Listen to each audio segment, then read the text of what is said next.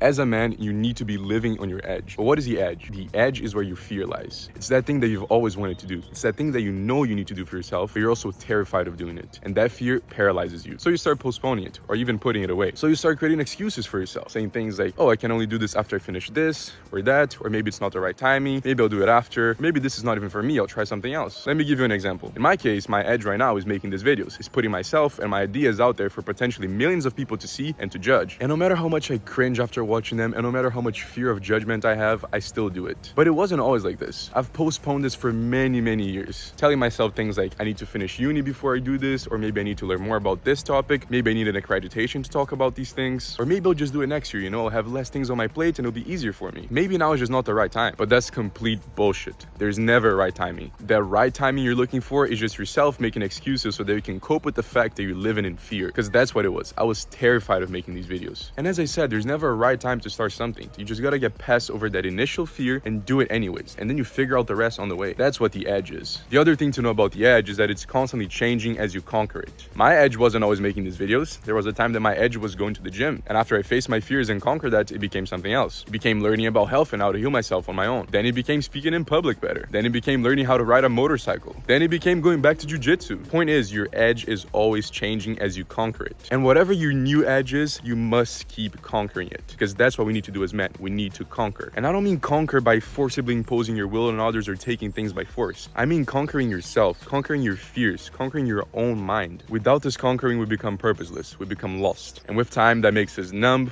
weak, and depressed. And that's the sad reality of most modern men. But it doesn't need to be this way. You have everything you need to change this today. You just gotta get over your fear and act. You see that thing that you've always wanted to do? Starting a new business, learning a new skill, picking up martial arts, starting a new hobby, or even just approaching that girl, just go ahead and do it. And when your mind starts telling you, no, I can do this because of this and because of that, and what if I fail? Tell it to shut the fuck up, muster some courage, and still do the thing anyways. But don't get the wrong idea. It's not like after doing it once, all the fear is gonna disappear and everything's gonna be sunshines and rainbows. You're still gonna have to face your fears every single day. But the cool thing is that with every single day and with every single act of courage that you take, they become smaller. And as Napoleon Hill once said, fear, the worst of all enemies, can be effectively cured by forced repetition of acts of courage. So go ahead and take that act of courage today, because there's no better time to start than now.